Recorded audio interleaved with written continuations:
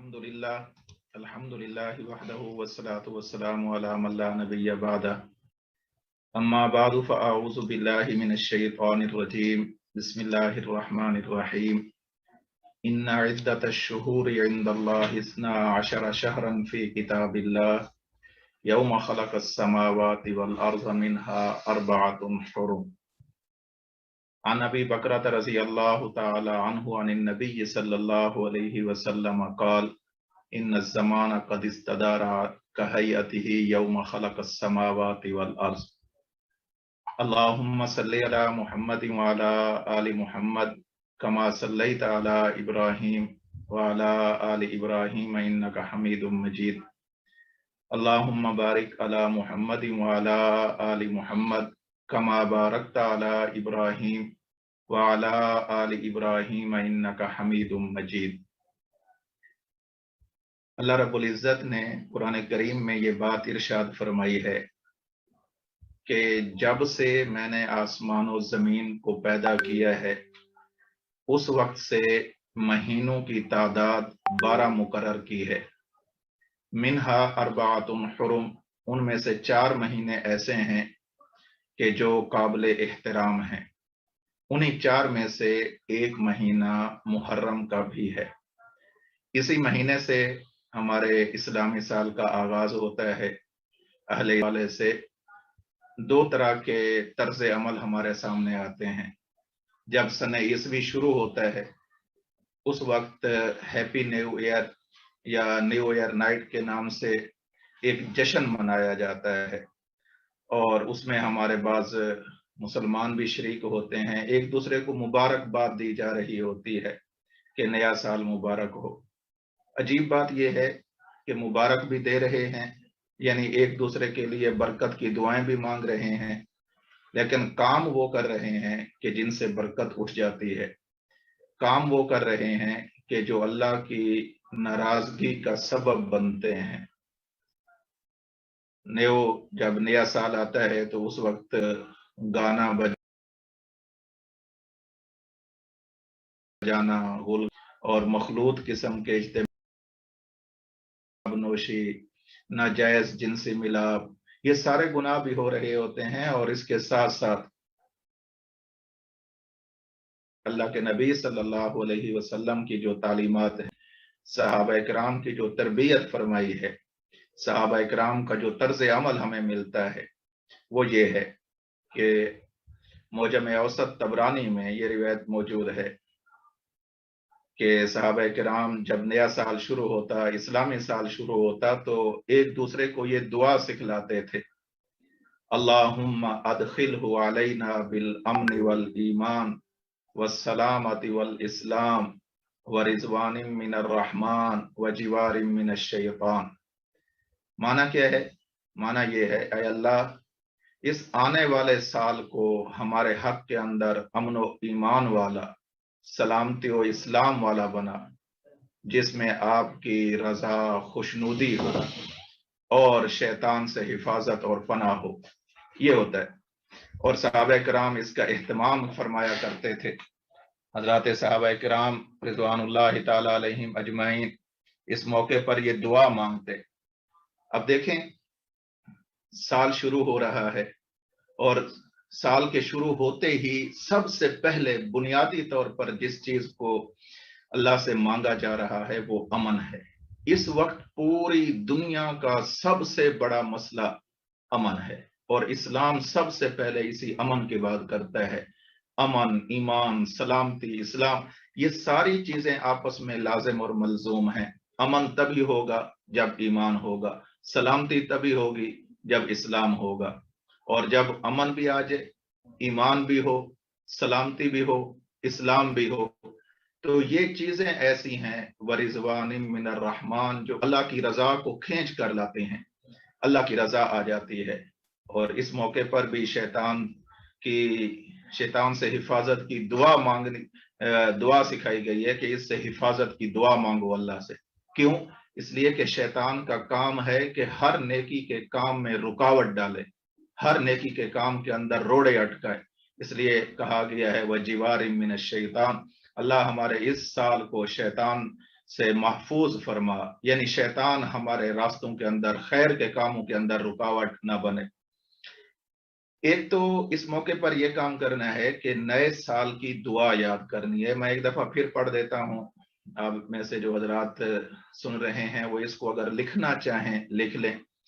अल्लाहुम्मा अदखिलहु अलैना बिल अमनी वल ईमानी वस्सलामती वल इस्लामी व रिजवान मिनर रहमान व जिवार मिनश शैतान। ये दुआ मांगनी है।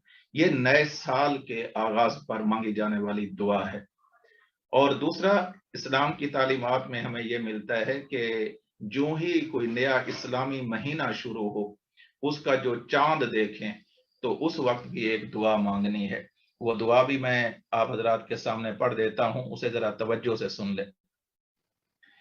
अल्लाहुम्मा अहिल्लहु अलैना बिल युमनि वल ईमान वस्सलामति वल इस्लाम रब्बी व रब्बुकल्लाह। अल्लाहुम्मा अहिल्लहु अलैना बिल युमनि वल ईमान वस्सलामति वल इस्लाम रब्बी व रब्बुकल्लाह। तो ये जो नया साल शुरू हो रहा है, इस मौके पर हमने दो दुआएं मांगनी हैं। एक नए साल के आगाज के लिए, और दूसरी जब मुहर्रम का चांद नजर आएगा। क्योंकि ये जो बाद में मैंने अभी दुआ पढ़ी है, ये वाली हर इस्लामी महीने का चांद देखे वक्त ये दुआ मांगी जाती है। अल्लाहुम्मा अहिल्लहु अलैना बिल युमनि वल ईमान वस्सलामति वल इस्लाम रब्बी व रब्बुकल्लाह। ऐ अल्लाह, इस चांद को हमारे लिए बरकत वाला बना, ईमान की मजबूती वाला बना, सलामती और इस्लाम वाला बना, जो मेरा भी रब है और इस चांद का भी रब है। ये दुआ मांगी जाती है। जैसे मुसलमानों की इबादत अपनी हैं, मुसलमानों के मामलात अपने हैं, अकायद अपने हैं, अखलाकियात का दायरा अपना है, इसी तरह मुसलमानों की तारीख भी अपनी है, इनकी तकवीम भी अपनी है, इनका यूं कह लें कि इस्लामी कैलेंडर भी अपना है। और ये जो इस्लामी तकवीम है, ये कब शुरू हुई, कहां से शुरू हुई, पस मंजर क्या है। वाकया ये पेश आया कि 21 हिजरी में हजरत उमर रज़ी अल्लाह ताला अन्हु का दौर खिलाफत चल रहा था। हजरत उमर रज़ी अल्लाह ताला अन्हु के सामने एक दस्तावेज लाई गई, उसमें जो बात लिखी हुई थी, और वहां तारीख के खाने में लिखा हुआ था शाबान।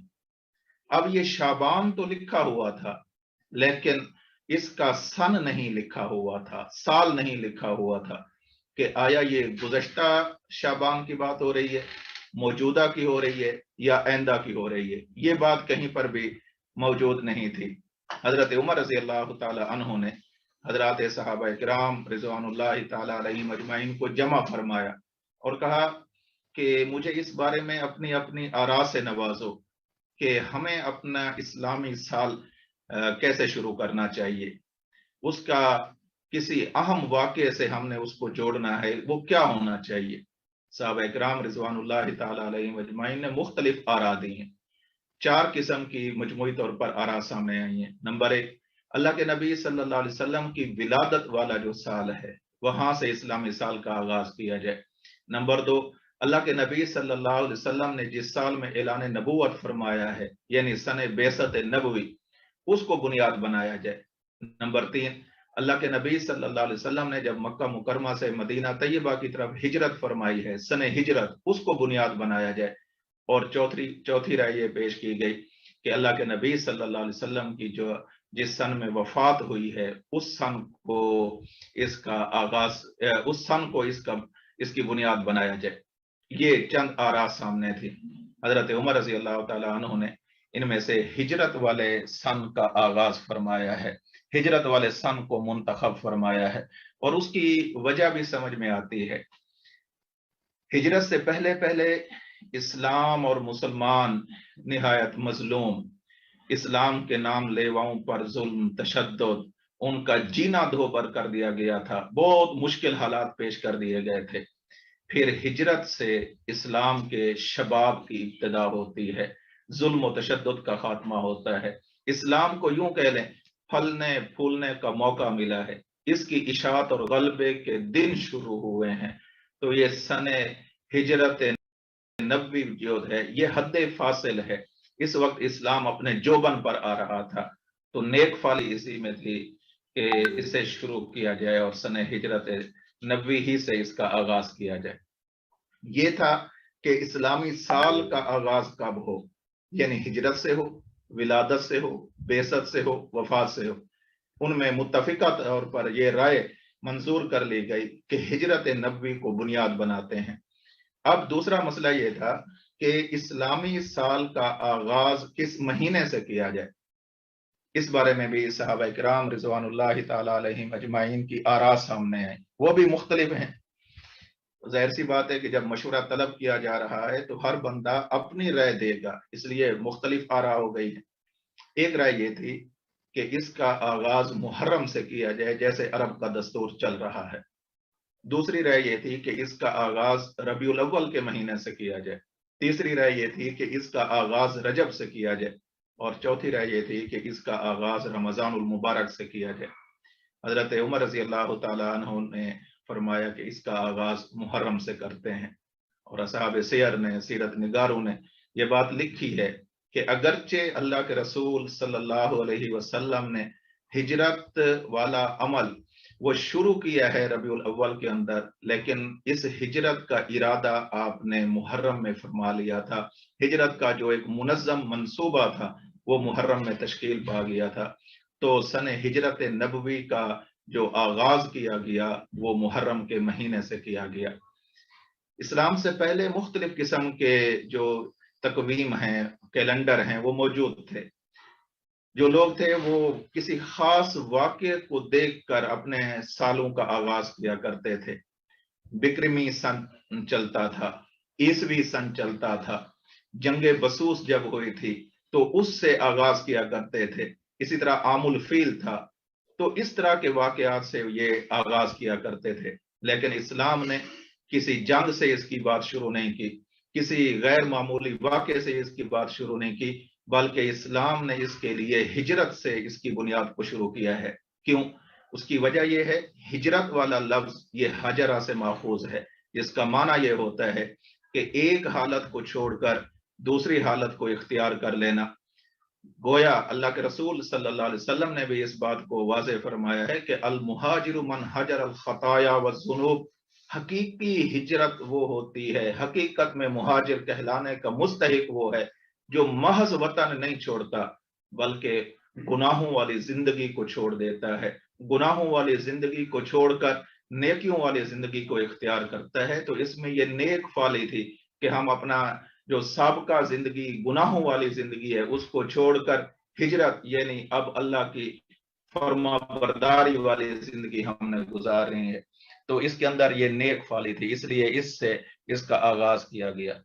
ویسے بھی اگر ہم دیکھیں تو ہمیں یہ بات سمجھ میں آتی ہے کہ اسلامی سال میں مہینوں کا مدار چاند پر ہوتا ہے، اور چاند پر احکام شریعت کا مدار ہوتا ہے۔ میں چند ایسے بہت اختصار کے ساتھ مثالیں ذکر کرتا ہوں۔ دیکھیے کہ محرم کے اندر احکام عاشوراء ہیں، 9ویں اور 10ویں کا، یا 10ویں اور 11ویں محرم کا روزہ رکھنا ہے، 10ویں محرم کو عاشوراء کو اپنے اہل و عیال پر وسعت کرنی ہے۔ اس کا تعلق چاند دیکھنے کے ساتھ ہے، اس کا تعلق جنوری فروری کے ساتھ نہیں ہے۔ پھر جب شعبان کا مہینہ آتا ہے اس کے اندر 15ویں جو رات ہوتی ہے اس کی وہ شب برات ہوتی ہے، یہ بھی معلوم ہوتی ہے تو چاند سے معلوم ہوتی ہے۔ پھر رمضان کا مہینہ آتا ہے، یہ بھی چاند سے معلوم ہوتا ہے۔ رمضان المبارک میں لیلۃ القدر آتی ہے، یہ بھی چاند سے معلوم ہوتی ہے۔ لیلۃ الجائزہ جسے شب عید کہا جاتا ہے۔ پھر ذوالحج کے اندر یوم عرفہ آتا ہے، عیدین کے دن آتے ہیں، عید الفطر، عید الاضحیٰ۔ پھر یہاں پر تکبیرات تشریق پڑھنی ہے، 9 ذی الحج سے لے کر 13 ذوالحج کی عصر تک، ان کا تعلق بھی چاند کے ساتھ ہے۔ قربانی کرنی ہے 10، 11 اور 12 ذوالحج، ان کا تعلق بھی چاند کے ساتھ ہے۔ نفلی روزے رکھنے ہیں ایام 20 کے، ہر مہینے کی، قمری مہینے کی، اسلامی مہینے کی 13، 14 اور 15 تاریخ کو رکھنے ہیں۔ اسی طرح کہ اگر کسی بندے نے روزہ توڑ دیا، اس نے روزے کا کفارہ دینا ہے، تو بغیر کسی ناغے کے 2 مہینے کے روزے رکھنے ہیں۔ یہ مہینے جنوری فروری سے شروع نہیں ہوں گے بلکہ اسلامی تاریخ کے اعتبار سے شروع ہوں گے۔ चाहे वो महीना 29 का हो जाए, चाहे वो महीना 30 का हो जाए, एतबार होगा तो इस्लामी महीनों का होगा। ज़कात देनी है, ज़कात के लिए एक कमरी साल का गुजर जाना जरूरी है, इस्लामी साल का गुजर जाना जरूरी है। ये जनवरी फरवरी वाली बातें यहाँ पर नहीं है। फिर इनमें से बाज ऐसे महीने हैं कि जिन्हें कुरान ने हुर्मत वाला कहा है, इनका ताल्लुक भी इस्लामी महीनों के साथ है। रजब, जुल्कादा, जुलहज, मुहर्रम।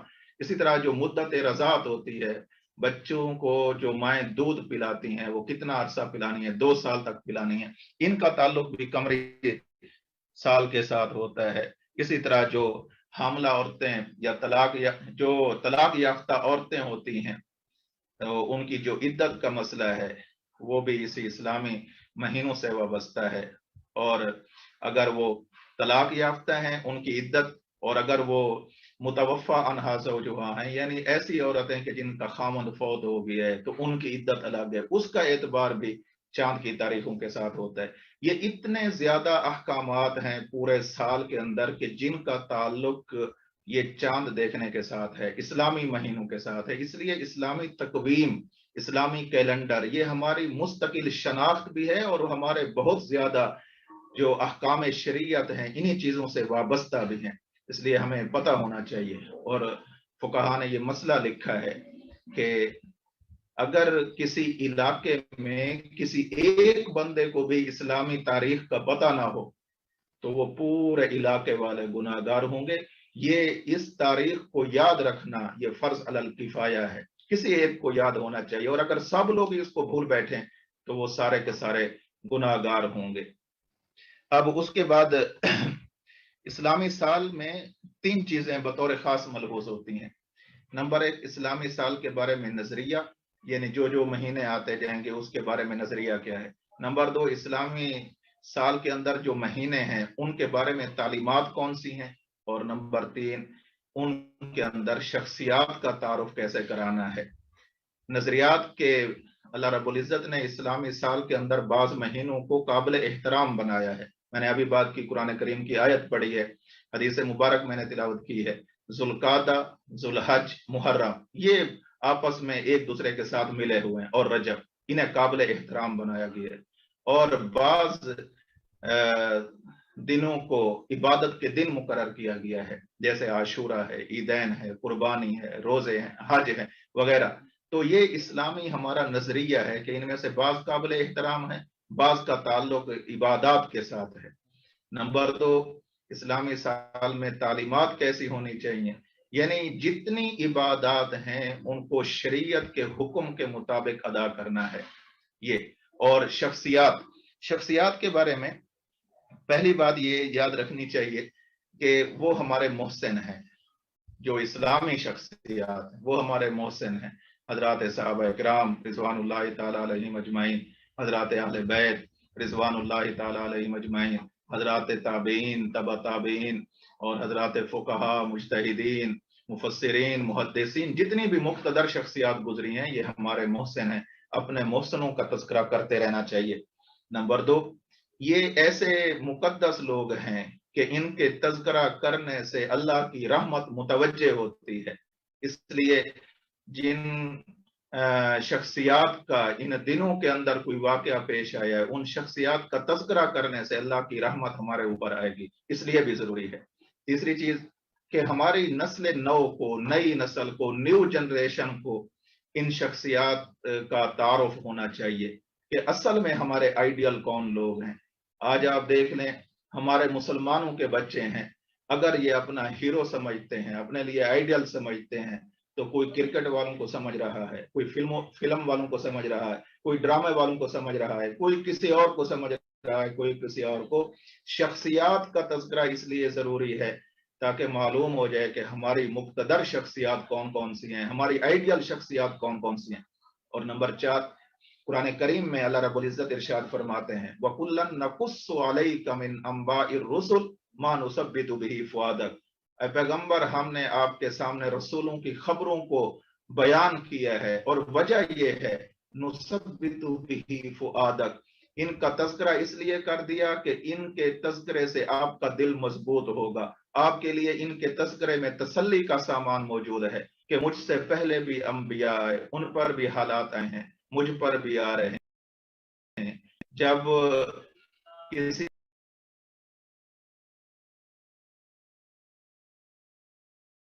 چیز کے اندر بندہ اپنے ساتھ کسی اور کو شریک پا لیتا ہے تو دکھ غم یہ کم ہو جاتا ہے۔ اس لیے دین کا تذکرہ ہے، یعنی رسولوں کا تذکرہ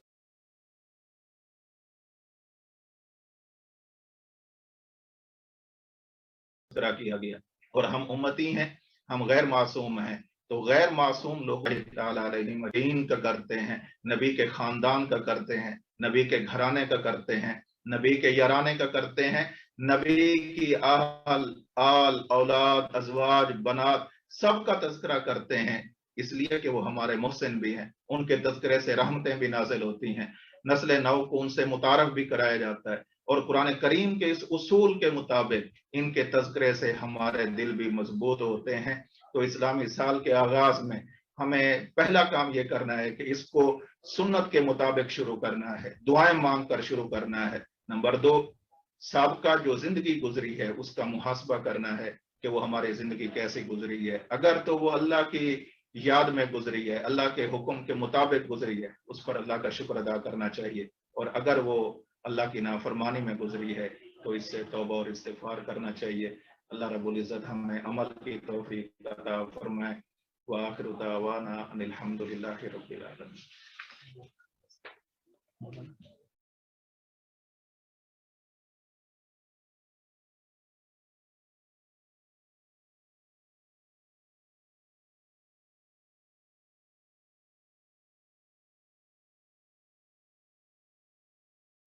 محرم کے حوالے سے بہت اہم گفتگو فرمائیں گے مولانا محمد نواز حذیفی صاحب زیدہ مجدو یہاں موجود ہیں، ابھی وہ آپ کے سامنے محرم کے حوالے سے بہت اہم گفتگو فرمائیں گے۔ سب حضرات توجہ اور دل جمعی کے ساتھ ان کی گفتگو کو سماعت فرمائیں۔ مولانا محمد نواز حذیفی صاحب دامت برکاتہ۔ کوئی نہیں بندے کو بولنا نہیں دے ہیں، کالی سکرین آ گئی ہے، بس وہ میسج کیتا ہونا سیٹ کر یار۔ السلام علیکم ورحمۃ اللہ وبرکاتہ۔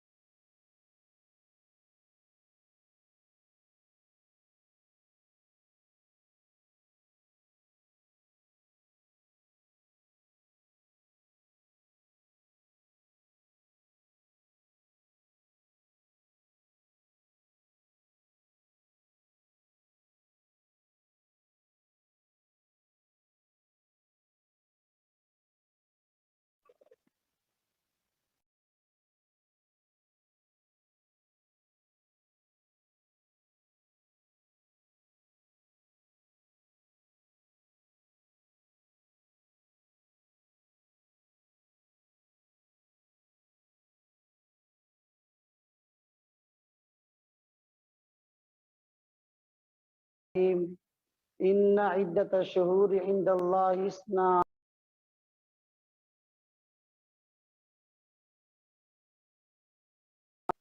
قال النبی صلی اللہ علیہ وسلم شاکرین والحمد للہ رب العالمین۔ اللہم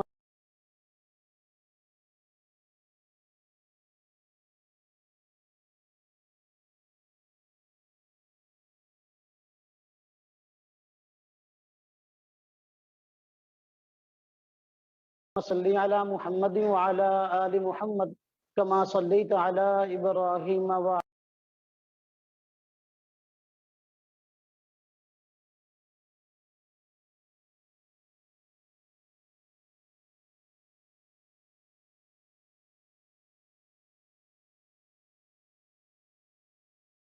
محمد کما بارکت علی ابراہیم وعلی آل ابراہیم انک حمید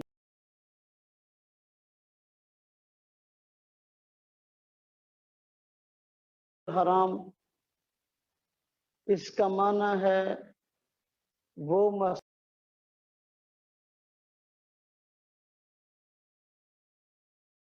جو کہ عزت والی ہے، اور محرم الحرام کا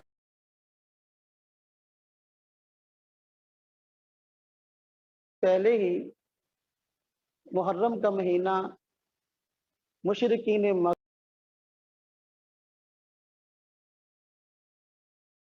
برقرار رکھا، بلکہ اس کی عزت میں اور اضافہ کیا ہے۔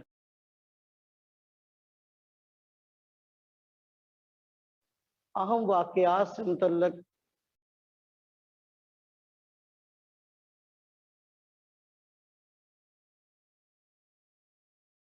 چند واقعات کی طرف اشارہ کروں گا۔ محرم الحرام کا مہینہ 10 محرم یعنی عاشورہ کا دن خاص طور پہ فضیلت رکھتا ہے، اس لیے 10 محرم کو بہت سارے اہم واقعات جیسا کہ روایات میں آیا ہے کہ اللہ رب العزت نے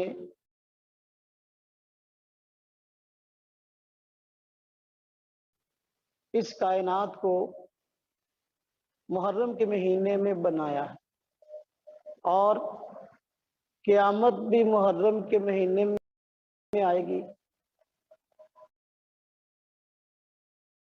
10 محرم الحرام کو کائنات کو بنایا گیا۔ حضرت نوح علیہ السلام کو اللہ رب العزت نے اپنے ماننے والوں کو کشتی میں سوار کر کے ہجرت کرنے کا حکم فرمایا تھا، اور حضرت نوح علیہ السلام کی کشتی 10 محرم کو ہی جودی پہاڑ پر ٹھہری ہے۔ اسی طرح حضرت سیدنا ابراہیم علیہ السلام کو خلیل اللہ کا جو مرتبہ اور مقام ملا ہے،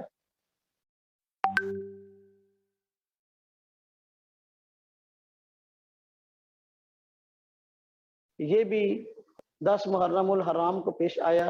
علیہ السلام کو جیل سے رہائی بھی 10 محرم الحرام کو ملی ہے، اور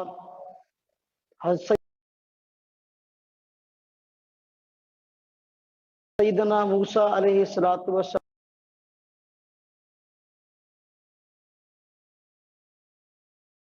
السلام کو اللہ رب العزت نے فرعون کو تباہ ہوا اور اللہ کے عذاب کا شکار ہوا۔ سیدنا عیسیٰ علیہ السلام کو بھی اللہ رب العزت نے 10 محرم الحرام کو آسمانوں پہ اٹھایا ہے۔ تو یہ اسلام سے پہلے کئی ایسے واقعات ہیں جو کہ محرم کے مہینہ سے جڑے ہوئے ہیں، اور یہ 10 محرم کو پیش آنے والے کچھ واقعات میں نے آپ حضرات کی خدمت میں عرض کیے ہیں۔ حضرت پیران پیر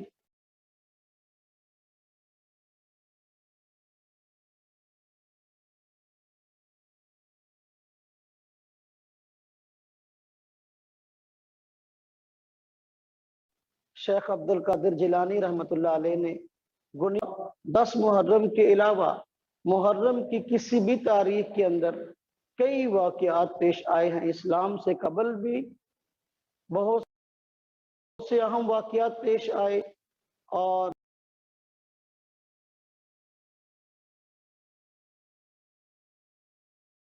اللہ علیہ وسلم کے اعلان نبوت کے بعد بھی بہت سارے واقعات پیش آئے، جیسا کہ قرآن کریم کے اندر سورہ فیل کا نزول ہوا ہے تو ہاتھیوں والا واقعہ ابرہا کعبہ شریف پر حملہ کرنے کی غرض سے آیا تھا۔ اللہ رب العزت نے ابابیل کے ذریعے سے ابرہا کو اور اس کی ہاتھیوں والی فوج کو تباہ و برباد کیا۔ یہ واقعہ محرم میں پیش آیا ہے۔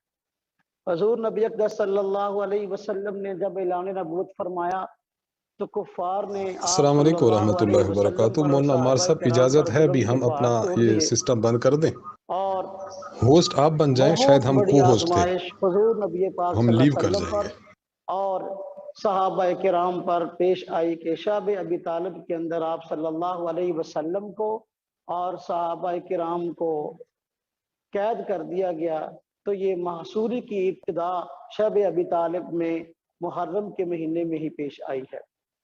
اسی طرح حضور نبی اقدس صلی اللہ علیہ وسلم کے اعلان نبوت کے بعد بہت سارے اہم واقعات پیش آئے ہیں، جیسا کہ آج کل محرم الحرام کے مہینے میں نکاح کو نجائز سمجھا جاتا ہے، حالانکہ محرم الحرام کا مہینہ وہ ہے جس میں نکاح کے کئی واقعات پیش آئے ہیں۔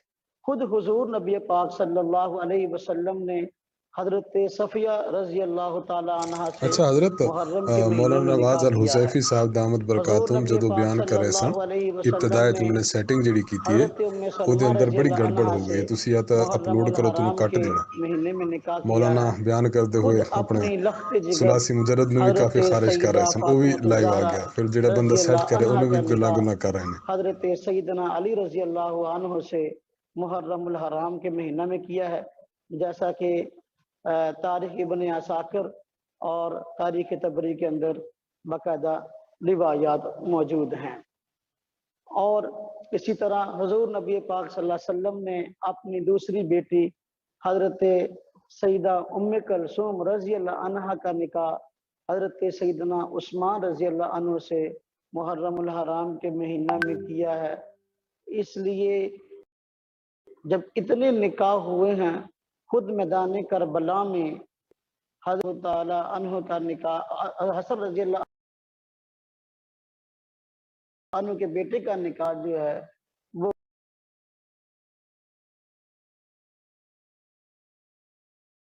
وہ میدان کربلا میں کیا ہے، ظاہر بات ہے محرم کا مہینہ تھا۔ تو یہ کہنا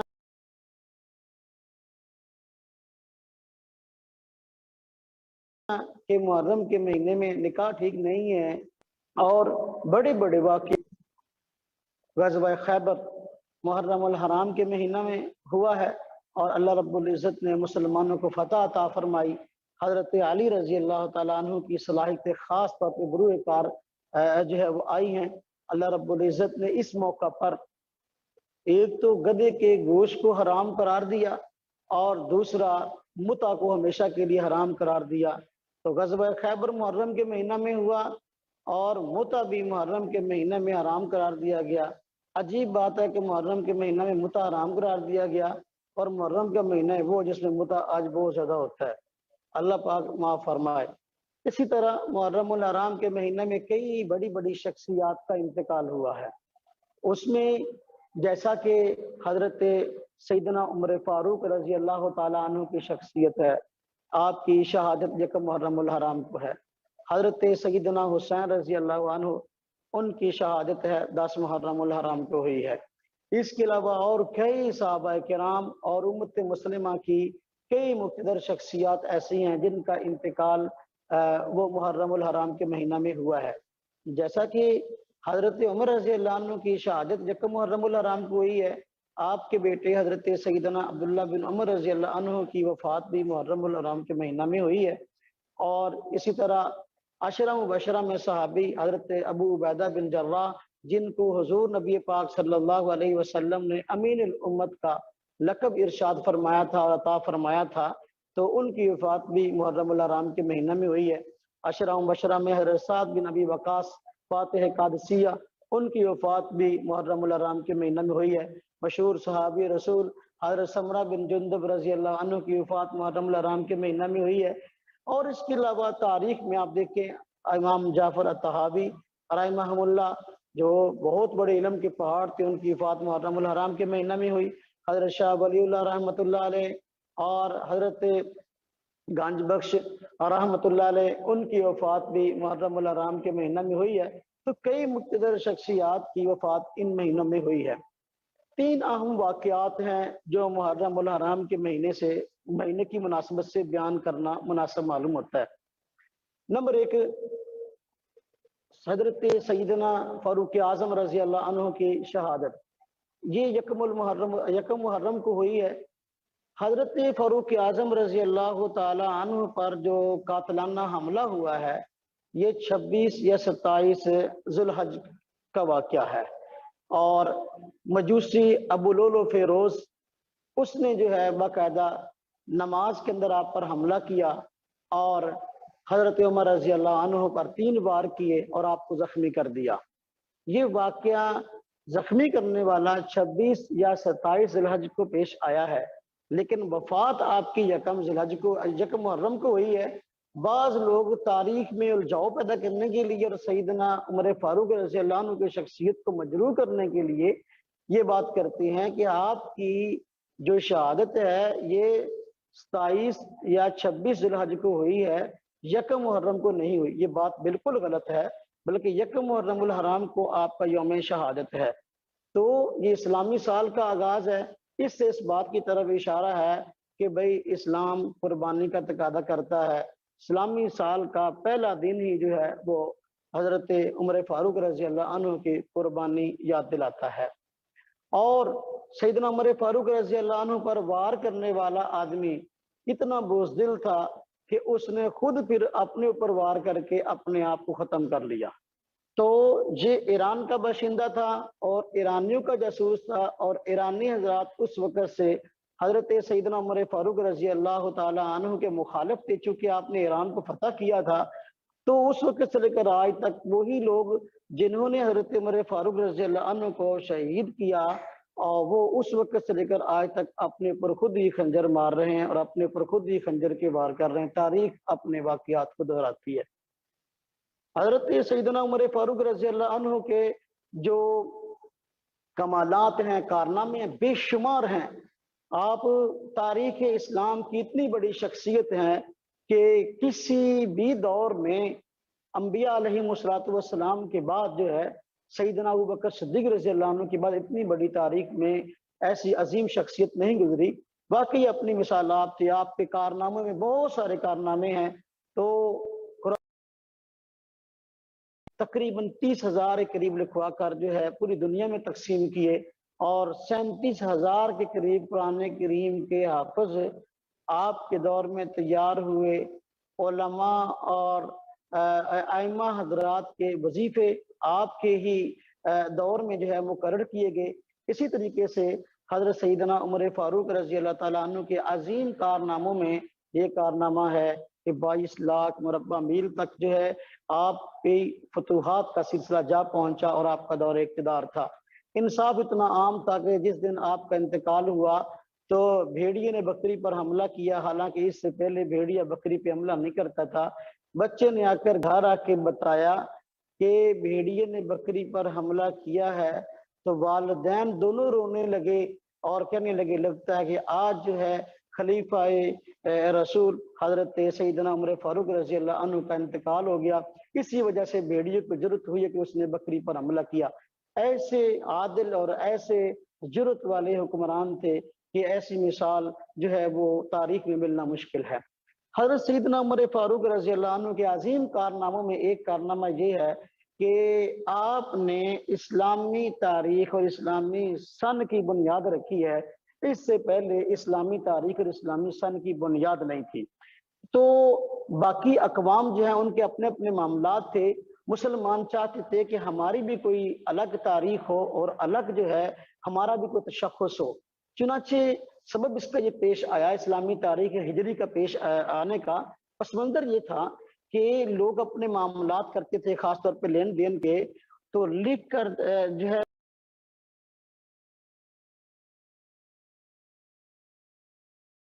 وہ معاملات کرتے تھے، تو ایک دوسرے کو تحریریں دیتے تھے، اور اس میں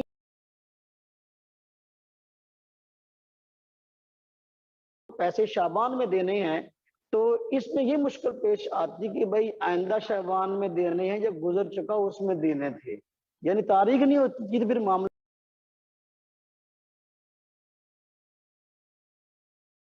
کو نپٹانے مشکل پیش آتی تھی، اس لیے اسلامی سن کا آغاز کیا گیا۔ اسلامی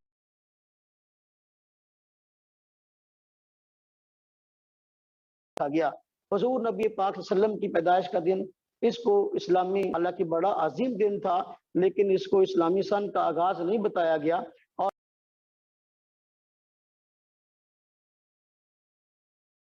جس دن مکہ فتح ہوا مسلمانوں کے لیے عظیم دن تھا،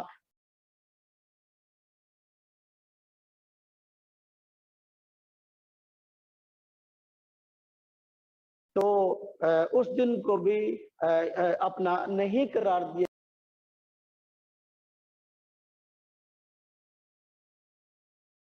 بلکہ ہجرت کو جو ہے وہ اسلامی سن کی بنیاد بنایا گیا۔ اس کی وجہ یہ کہ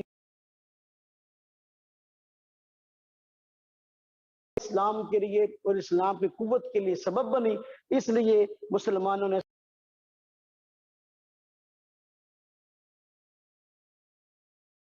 صحابہ کرام نے آپس میں مشورہ کیا، حضرت سیدنا عمر فاروق رضی اللہ عنہ نے فیصلہ کیا کہ اس حضور نبی پاک ربیع الاول کو، جب ہجرت ربیع الاول کو ہوئی ہے، اسلامی سال کا آغاز 13 ربیع الاول سے ہونا چاہیے تھا اور 12 ربیع الاول کو ختم ہونا چاہیے تھا، ایسا نہیں ہے، بلکہ اسلامی سال کا آغاز محرم سے ہے، تو 2 ماہ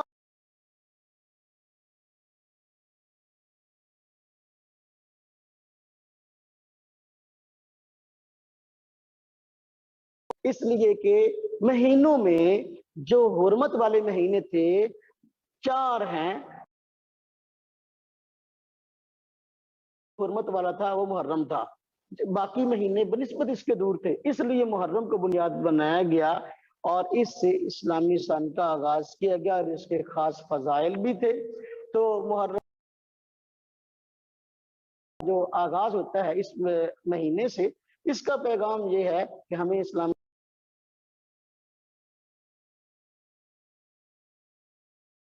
مہینوں کے نام کم از کم آنے چاہیے اور اسلامی تاریخ کا کم از کم پتہ ہونا چاہیے، اور یہ پیغام ہے امت مسلمہ کے لیے کہ جب اس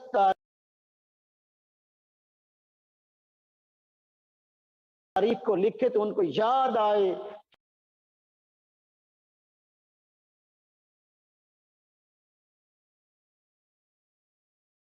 کہ بھئی آج فلاں ہجری ہے، حضور نبی پاک صلی اللہ علیہ وسلم صحابہ کرام نے اپنا جان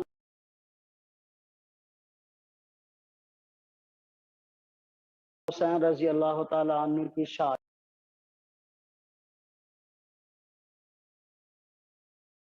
کو آپ کی شہادت ہوئی ہے، اور یہ تاریخ کا ایک المناک واقعہ ہے۔ آپ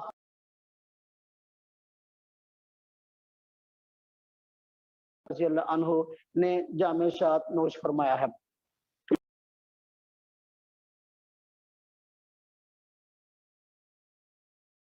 اس حوالے سے میں 2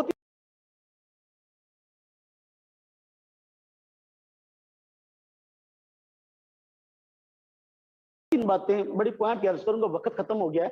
نمبر ایک بات یہ ہے کہ شاید اور یزید اگر برسر اقتدار آیا ہے، وہ خود آیا، حضرت سیدنا معاویہ رضی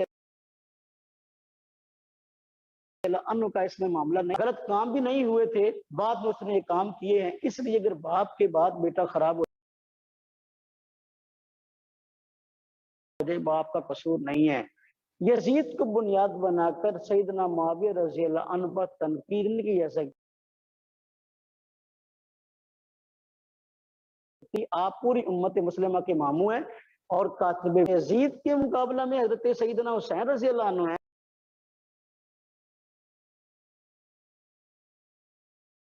تو حضرت حسین رضی اللہ عنہ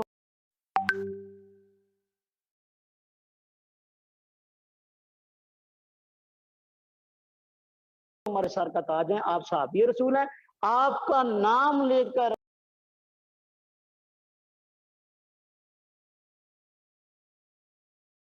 سیدہ شباب اہل الجنہ۔ اس لیے حضرت حسین رضی اللہ تعالی عنہ جو ہیں وہ جنتی ہیں، اور نہ ہم رافضی ہیں نہ ہم ناصبی ہیں۔ رافضی ہوں تو صحابہ کرام اور خلفائے اسلام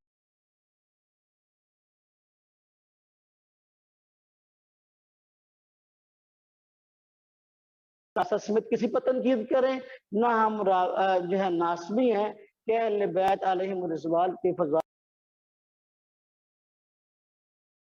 حسین رضی اللہ عنہ قربانیوں کو یاد رکھا جائے گا، اور محرم الحرام کا مہینہ۔ وآخر دعوانا الحمدللہ رب العالمین۔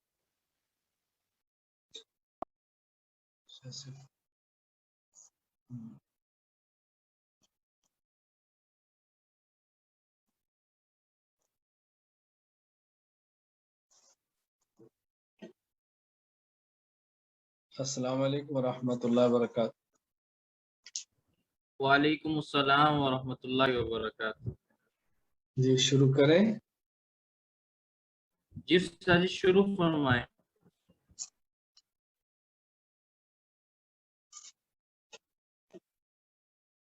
الحمد للہ وحدہ لا شریک لہ والصلاة والسلام علی من لا نبی بعد۔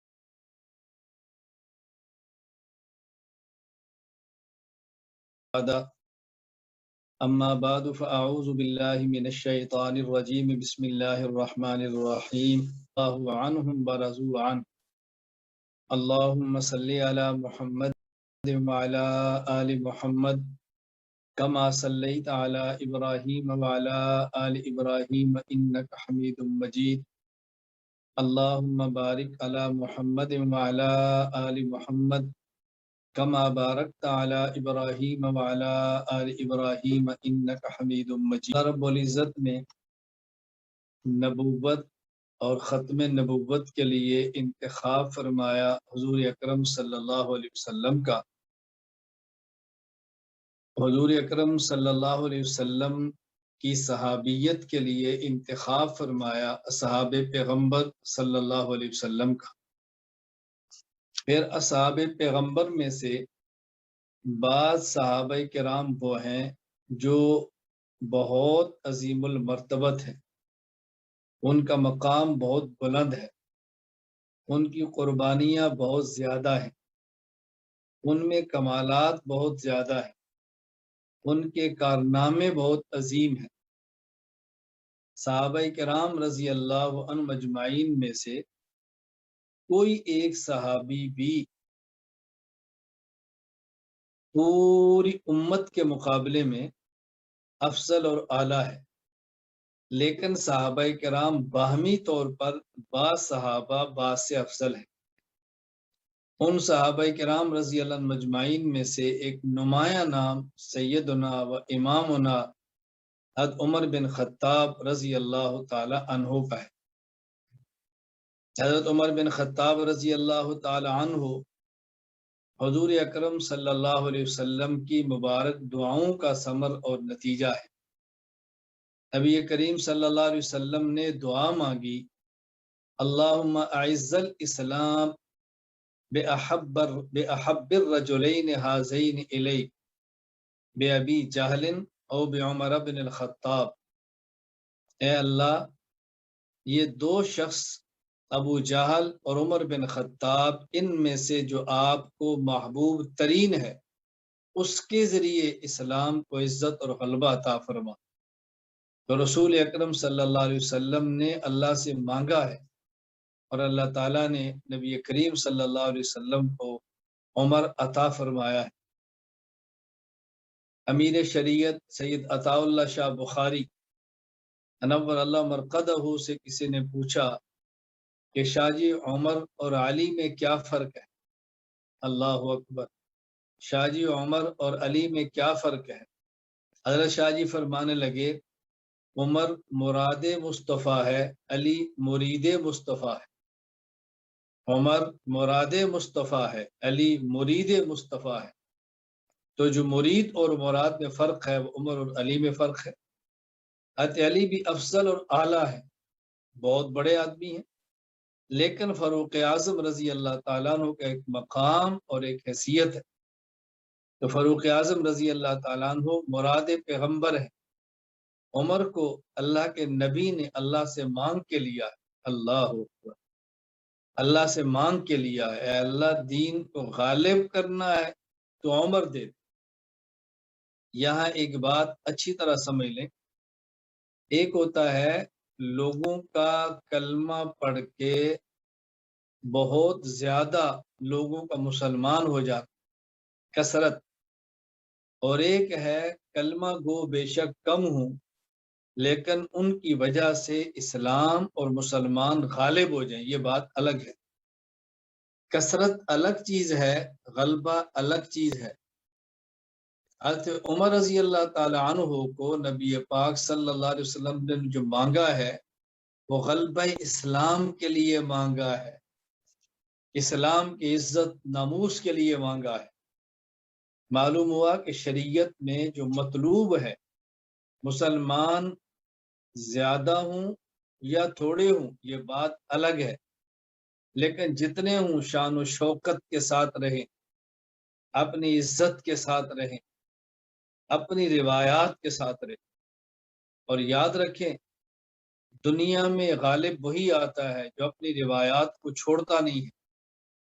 فاروق اعظم رضی اللہ تعالی عنہ کی سیرت کو سنیں، فاروق اعظم کی سیرت کو اپنائیں، الفاروق اعظم کی سیرت بیان کریں اور سیرت کو اپنی زندگی میں لائیں.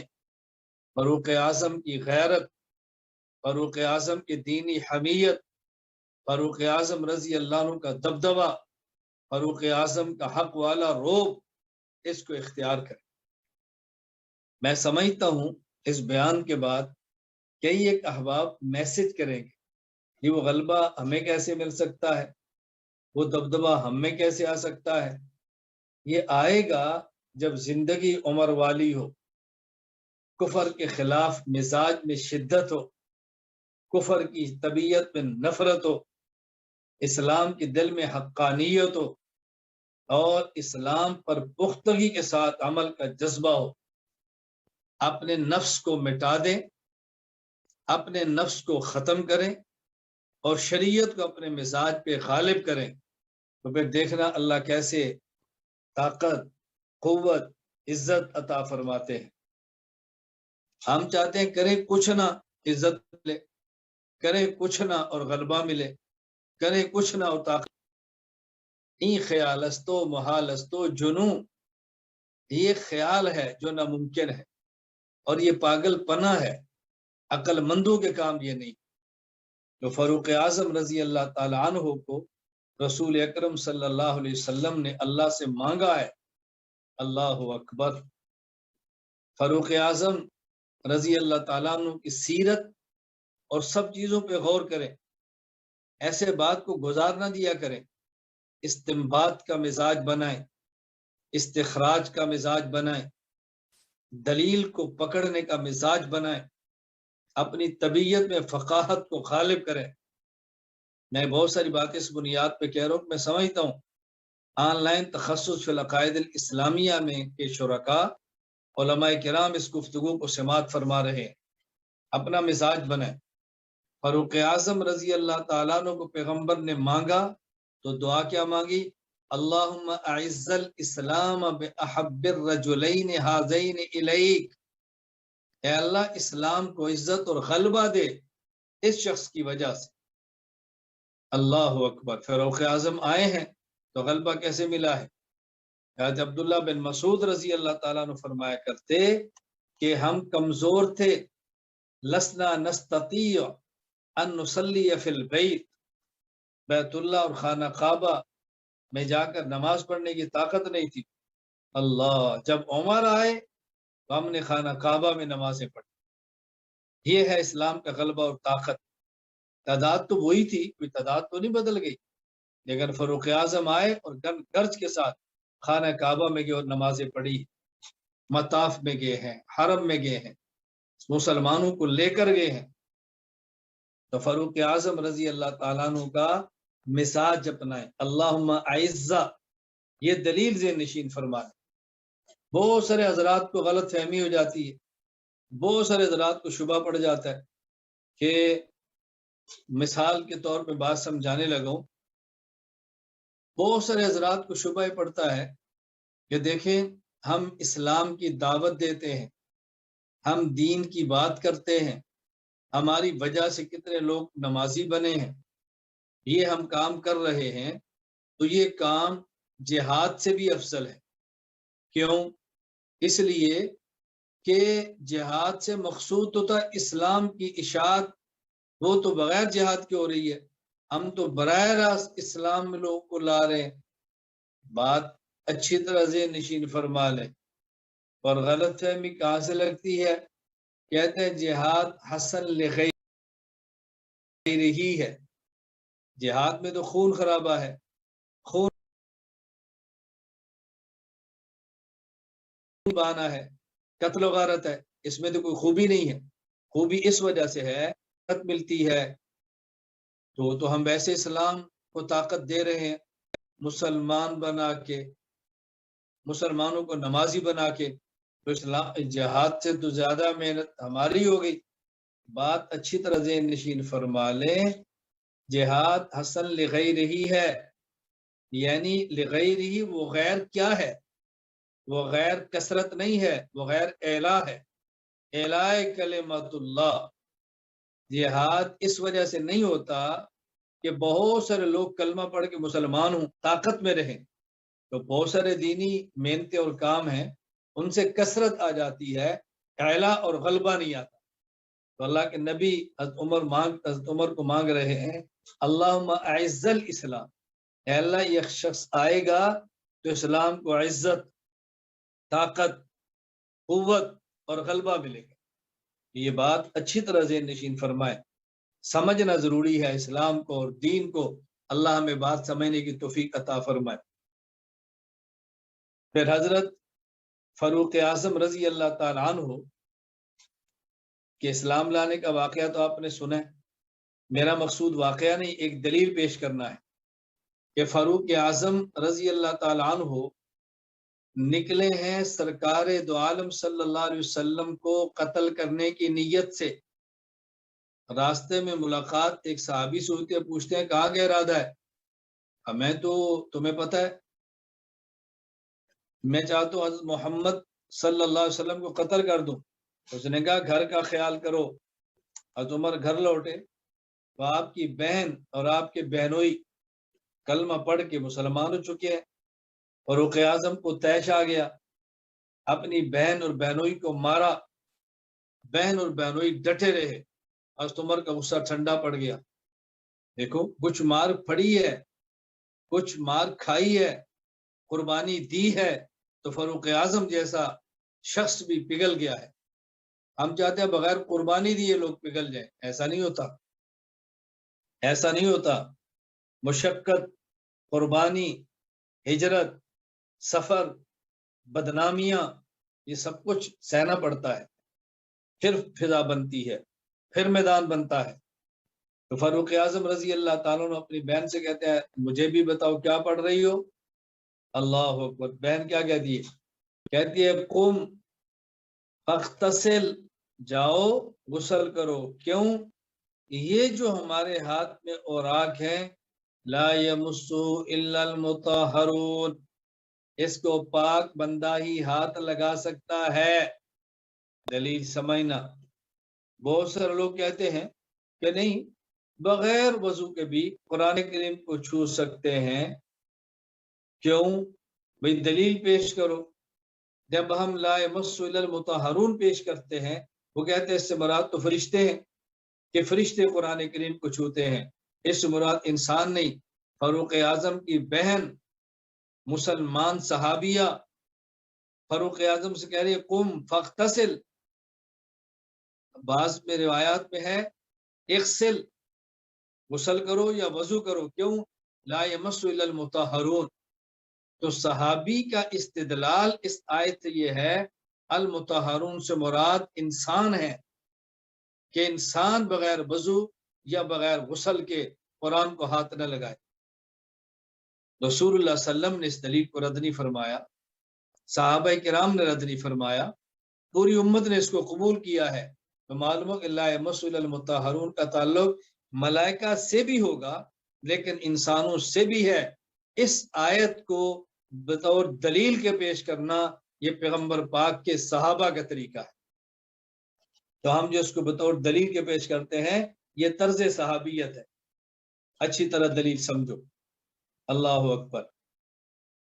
حضرت عمر رضی اللہ تعالیٰ عنہ پیغمبر کی دعا ہے، جب کلمہ پڑھ کے آگے ہیں، حضرت عبداللہ بن مسعود رضی اللہ عنہ فرماتے ہیں کان اسلام عمر فتحا، حضرت عمر کا اسلام لانا یہ اسلام کی فتح ہے، وکانت ہجرتہ نصرا، اور آپ کے ہجرت کے لیے مکہ سے مدینہ منورہ نکلنا یہ اسلام کی مدد ہے، وکانت امارتہ رحمہ، اور آپ کا امیر المومنین بننا یا عمر بن خطاب رضی اللہ تعالیٰ عنہ۔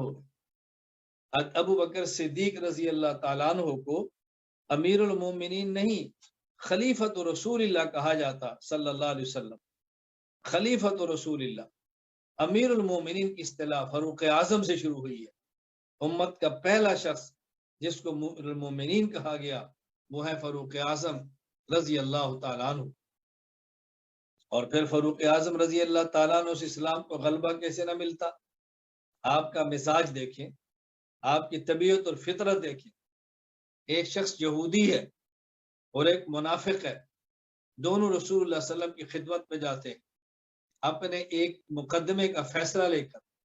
اللہ کے نبی وہ فیصلہ یہودی کے حق میں فرما دیتے ہیں، منافق یہ سوچ کر کہ فاروق اعظم یہود کے بہت سخت مخالف ہیں، اس کیس کو لے کر حضرت عمر کی خدمت میں جاتا ہے، یہودی سے کہتا ہے کہ ہم یہ فیصلہ فاروق سے کروا لیتے ہیں۔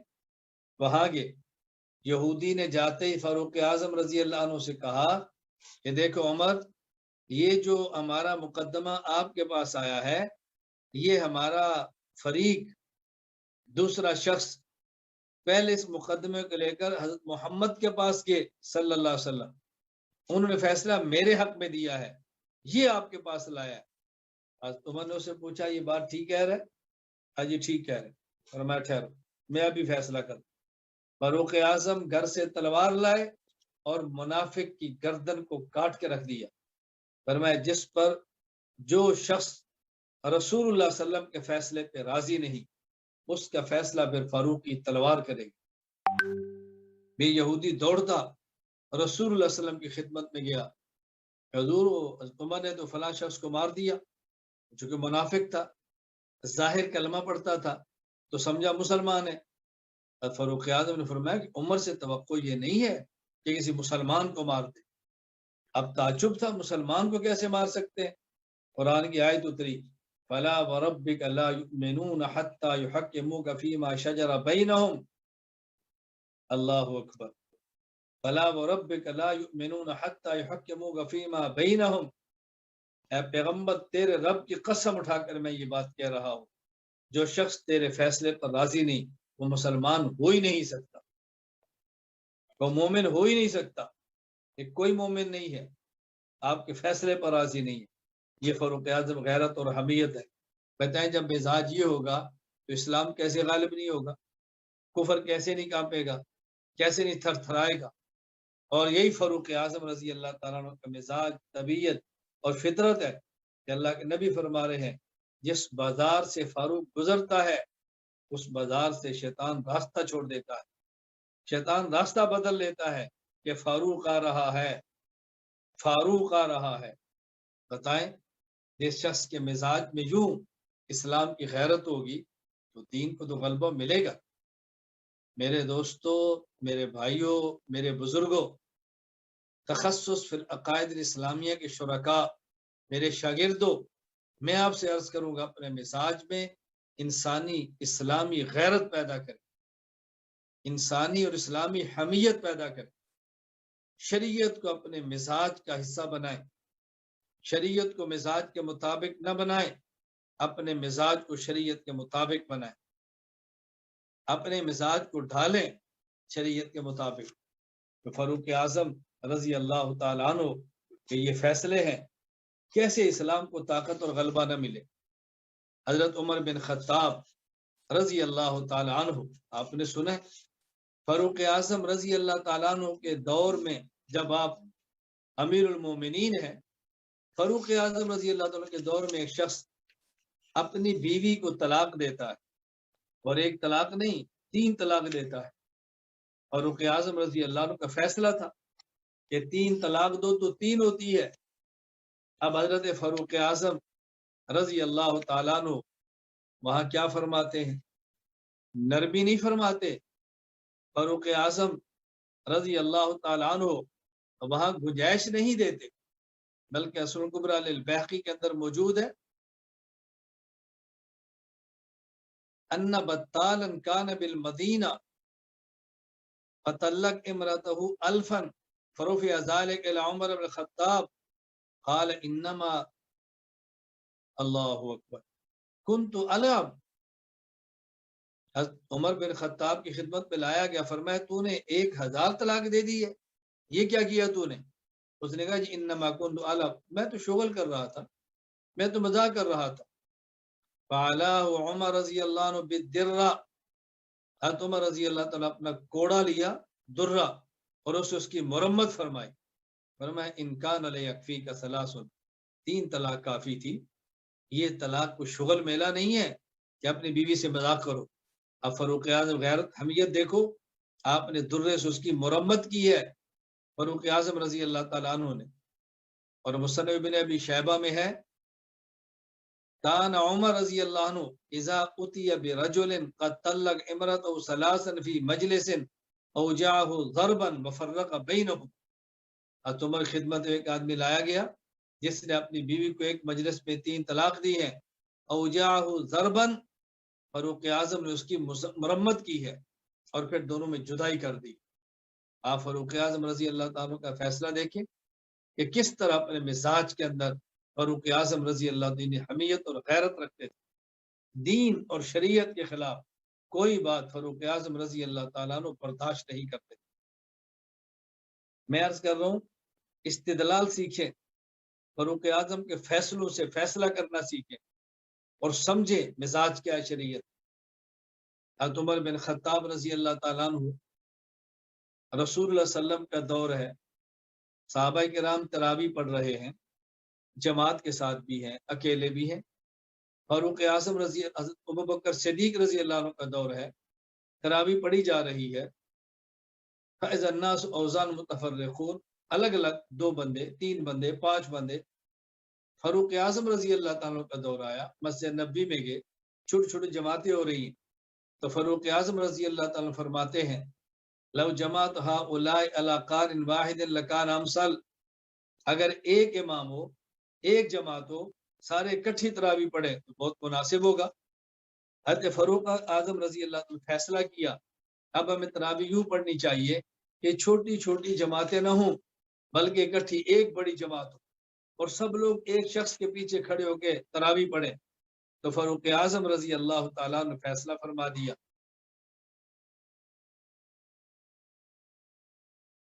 فیصلہ کیا فرمایا کہ سب کو ایک امام ابی ابن کعب کے پیچھے کھڑا کیا اور فرمایا سب اکٹھے ہو کر تراویح پڑھو، اور ابی ابن کعب کو حکم دیا کہ آپ ان کو 20 رکعت تراویح پڑھائیں۔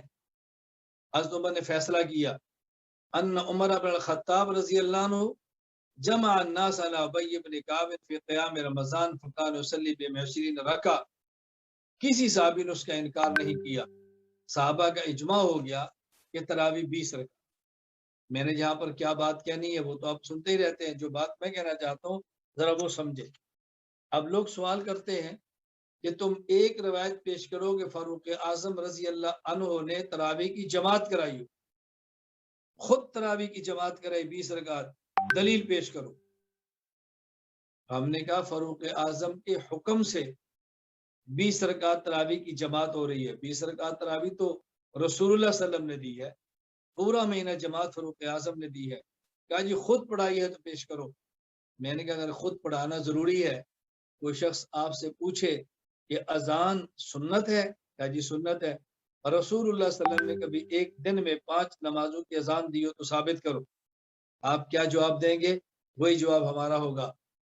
مدینہ منورہ میں اذان پیغمبر پاک کے حکم پر ہے، اس کو سنت کہا جاتا ہے، اور 20 رکعت تراویح کی جماعت پورا مہینہ فاروق اعظم کے حکم پر ہے، اس کو بھی سنت کہیں گے۔ اور خلیفہ راشد کی سنت جس کو تمام صحابہ قبول کر لیں وہ پیغمبر کی سنت کی طرح ہوتی ہے، رضی اللہ تعالی عنہ مجمعین۔ علیکم بسنتی و سنت الخلفاء الراشدین المہدیین۔ ایک ہے خلیفہ کا اجتہاد جس سے صحابہ اختلاف کر لیں، ایک ہے خلیفہ راشد کا فیصلہ جس کو سارے صحابہ بالاتفاق قبول فرما لیں۔ دونوں میں بہت فرق ہے، اس کو سمجھنے کی کوشش کریں، دونوں میں بہت فرق ہے۔ تو فاروق اعظم رضی اللہ تعالیٰ کتنا بڑا کارنامہ ہے، میں نے اس پر ہونے والے اشکال کا جواب دیے۔ پھر حضرت فاروق اعظم رضی اللہ تعالی عنہ، توجہ سے بات سمجھنا، حضرت فاروق اعظم رضی اللہ تعالیٰ نے عرض کیا کہ یا رسول اللہ، ہم طواف کرتے ہیں اور اگر ہم یہ مقام ابراہیم پر 2 رکعت پڑھ لیں تو کیسا رہے گا؟ یہ حضرت فاروق اعظم رضی اللہ تعالیٰ عنہ فرما رہے، لو اتخذنا من مقام ابراہیم مصلی، کیسا رہے گا؟ فنزلت واتخذوا من مقام ابراہیم مصلی، صحیح بخاری میں قرآن کریم کی آیت اتری کہ مقام ابراہیم کو مصلی بنا لو۔ تو یہ جو 2 رکعت پڑھی جا رہی ہے مقام ابراہیم کے پاس فاروق اعظم رضی اللہ تعالیٰ عنہ کی تمنا اور خواہش پر، یہاں بات سمجھو، میں نے عرض کیا کہ یہ بات آپ سنتے رہتے ہیں، میں وہ بات پیش کر رہا ہوں جو عام طور پر آپ کے سامنے نہیں، اور ہماری بہترین وہ دلیل ہے۔ ہم اہل سنت والجماعت احناف نماز پڑھتے ہیں تو اپنے پاؤں کے درمیان فاصلہ تقریباً 4 انگلی یا اتنا رکھتے ہیں جتنی سہولت ہو، یا یوں پھیلاتے نہیں ہیں۔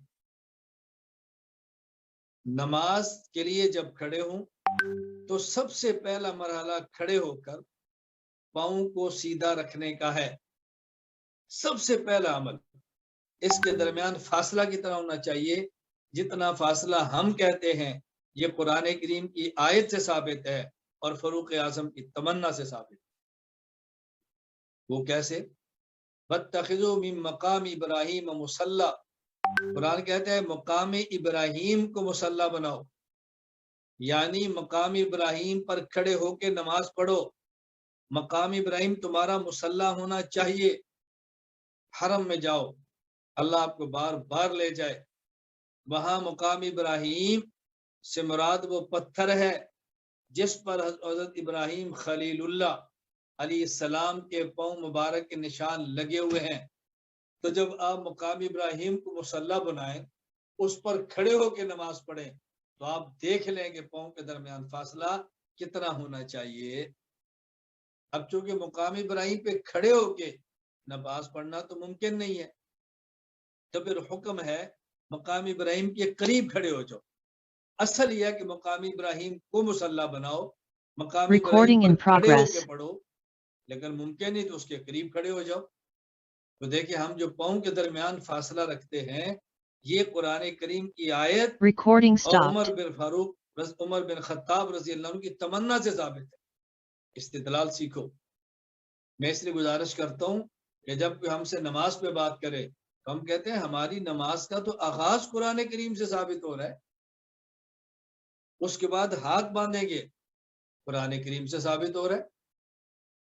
اِنَّا أَعْطَيْنَاكَ الْكَوْثَرَ فَصَلِّ لِرَبِّكَ وَانْحَرْ، انحر کا ایک معنی یہ ہے اپنے ہاتھ کو نماز میں ناف کے نیچے باندھو۔ اس پر دلائل اپنے مقام پر موجود ہیں، فی الحال میں صرف یہ بات کر رہا ہوں کہ ہمارے دلائل ہیں، الجھن میں کبھی نہ آئے، گھبرائیں کبھی نہ۔ آج شاہد عمر فاروق رضی اللہ عنہ کے نام پر صرف جلسہ نہیں ہے، یہ تخصص کا سبق ہے۔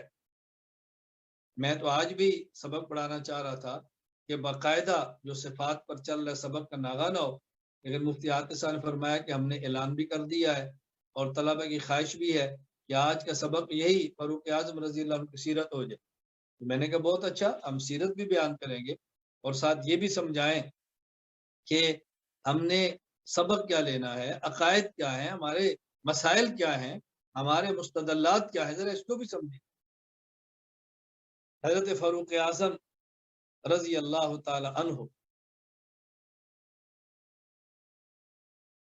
تاریخی کارنامے سر انجام دیتے ہیں، دنیا سے جانے کا وقت آتا ہے، فاروق اعظم رضی اللہ تعالی عنہ ممبر پر کھڑے ہو کے خطبہ دیتے ہیں، اور فاروق اعظم رضی اللہ عنہ خطبے میں ارشاد کیا فرماتے ہیں؟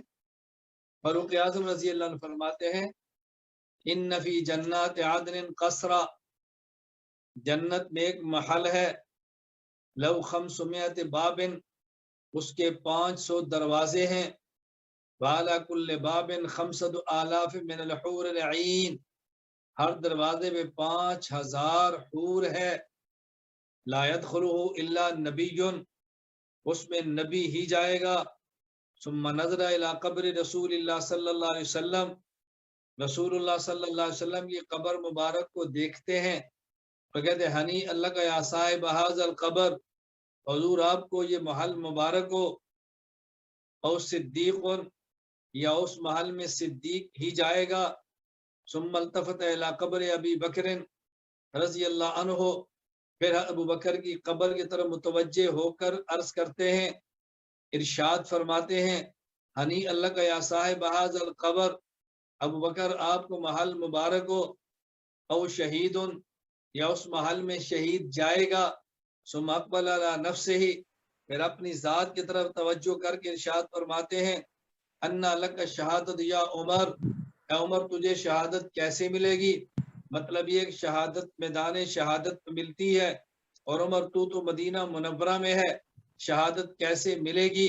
پھر فاروق اعظم خود فرماتے ہیں ان الذی اخرجنی من مکہ الی ہجرت المدینہ لقادر علی ان یسوق الی الشہادہ، وہ اللہ جو مکہ سے عمر کو مدینہ لے آیا اس بات پہ قادر ہے عمر باہر نہ جائے، اللہ شہادت کو مدینہ لے آئے۔ عبداللہ بن مسعود رضی اللہ عنہ فرماتے ہیں فساقہ اللہ الیہ، اللہ اس شہادت کو باہر سے کھینچ کے مدینہ منورہ لائے۔ فاروق اعظم رضی اللہ عنہ شہادت کے پاس گئے نہیں ہیں، شہادت عمر بن خطاب کے پاس آئی ہے۔ ان اللہ جعل الحق علی لسان عمر و قلبہ، میں کہتا ہوں عمر سوچتا بھی ٹھیک ہے، عمر بولتا بھی ٹھیک ہے، عمر سوچتا بھی حق ہے، عمر بولتا بھی حق ہے۔ شہادت مدینہ عمر کے پاس آ گئی، فاروق اعظم شہید ہو گئے، دنیا سے چلے گئے، لوگ یہاں پر بھی آ گئے، حضرت عمر کی شہادت سے غلط استدلال کر لیا، کہا جی تم اہل سنت والجماعت احناف کہتے ہو جب نماز پڑھیں تو ہاتھ ناف کے نیچے باندھیں۔ فاروق اعظم کی شہادت سے تو پتہ چلتا ہے کہ ہاتھ ناف کے نیچے نہیں ہیں، کیونکہ جب فاروق اعظم نماز پڑھا رہے تھے تو اس مجوسی نے، ابو لولو فیروز نے جو فاروق اعظم پہ خنجر پہ حملہ کیا، وہ حملہ تو پیٹ پہ کیا ہے، اگر ناف کے نیچے ہاتھ باندھے ہوتے پیٹ پہ حملہ کیسے ہوتا؟ معلوم ہوتا ہے کہ اس ہاتھ سینے پر تھے، تبھی تو پیٹ پہ حملہ ہو گیا۔ میں نے کہا کاش تمہارا مطالعہ ہوتا، کچھ علم سے قربت ہوتی، کچھ شریعت کو پڑھا ہوتا۔ ذرا الفاظ پہ غور کرو، المستدرک للحاکم نحمدہ ونصلی علی رسولہ الکریم، اما بعد۔ اس نے ایک خنجر صفحہ نمبر 53 آپ کے کندھے پر مارا، یہ حدیث نمبر 1 ہے، صحیح مسلم کی روایت ہے، نبی اکرم صلی اللہ علیہ وسلم کا مبارک فرمان ایاکم والظن فإن الظن اکذب الحدیث، ایاکم تم بچو الظن بدگمانی سے، فإن بے شک الظن بدگمانی اکذب الحدیث، اکذب سب سے جھوٹی الحدیث بات ہوتی ہے، تم بدگمانی سے بچو، بے شک بدگمانی باتوں میں سے سب سے جھوٹی بات ہوتی ہے۔ تو حدیث مبارک میں بدگمانی سے بچنے کی ترغیب دی گئی ہے کہ آدمی کو خام خواہ کسی کے بارے میں تجسس میں مبتلا ہونا، اس کے بارے میں ٹوہ لگانا، بدگمانی کرنا، یہ مسلمان کی شایان و شان نہیں ہے۔ قرآن کریم میں سورہ حجرات میں اللہ رب العزت نے جہاں معاشرت کے رہن سہن کے آداب بیان فرمائے، وہاں ایک آیت یہ بھی ہے یا ایھا الذین آمنوا اجتنبوا کثیرا من الظن، اے ایمان والو یہ بدگمانیوں سے بچو، فإن الظن فإن بعض الظن اثم، اس لیے کہ بعض بدگمانیاں وہ گناہ ہوا کرتی ہیں۔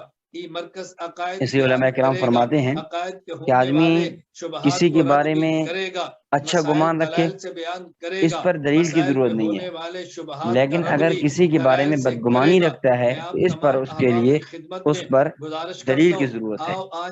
تو اس لیے کسی آدمی کے بارے میں بدگمان نہیں ہونا چاہیے اور اس کے اوپر ایسی ہر وقت اس کے ٹوک میں رہنا، یہ انسان کے مومن کی شایان و شان نہیں ہے۔ پیدا کریں گے، ہم دینی غیرت اس کے بعد اگلی روایت جو صحیح مسلم کی روایت ہے، نبی اکرم صلی اللہ علیہ وسلم نے فرمایا کہ Recording in ان progress. لا ينظر الى اجسادكم ولا الى صوركم ولكن ينظر الى قلوبكم واشار باصابعه الى صدره ان الله ان مانا بے شک اللہ لا ينظر نہیں دیکھتے الى اجسادکم تمہارے جسموں کی طرف، ولا اور نہ ہی دیکھتے ہیں الى صورکم تمہاری صورتوں شکلوں کی طرف، ولیکن لیکن ينظر وہ دیکھتے ہیں الى قلوبکم تمہارے دلوں کی طرف، واشارہ اور آپ صلی اللہ علیہ وسلم نے اشارہ کیا باصابعہ اپنی انگلی مبارک سے الى صدرہ اپنے مبارک سینے کی طرف۔ السلام علیکم ورحمۃ۔ یہاں پر بھی ان حروف مشبہ بالفعل ہے، لا ينظر، لا ينظر نظر ينظر سے فعل مضارع ہے، الہ حرف جر ہے، اجسادکم مضاف مضاف الیہ مل کر مجرور ہے۔ آگے ولا الہ، ولا کے بعد ينظر پھر فعل محذوف ہے، جس طرح شروع میں نا لا ينظر کہ اللہ تعالیٰ نہیں دیکھتے، اس طرح ولا ينظر الى صورکم تو یہاں پر بھی فعل محذوف ہوگا۔ معنی جب ہم کریں گے تو یہی کریں گے کہ وہ تمہاری صورتوں کو بھی نہیں دیکھتے۔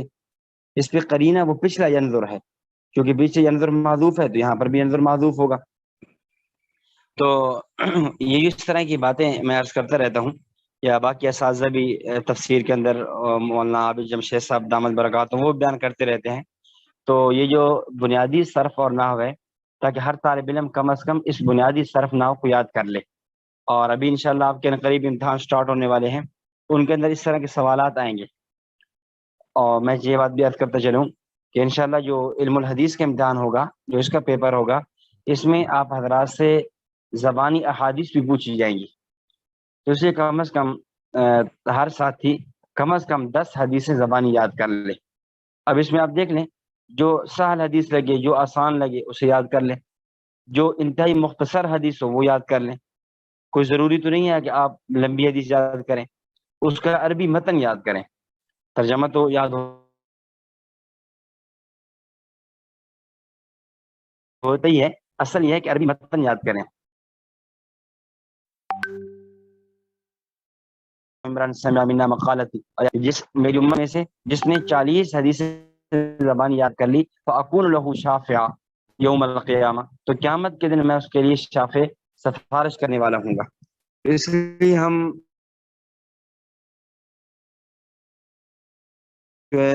کوشش کریں کہ اچھا تو یہی ہے کہ 40 احادیث یاد کر لیں، لیکن کم از کم اتنا نہیں ہو سکتا تو 10 کے قریب حدیث یاد کر لیں۔ سب الحدیث اب یہ کتنی مختصر سی روایت ہے، یہ کون سی مشکل ہے۔ اس طرح صفحے کے آخر میں آ رہی ہے ان اللہ جمیل یحب الجمال، اب یہ روایت بھی آپ دیکھ لیں، کوئی مشکل روایت نہیں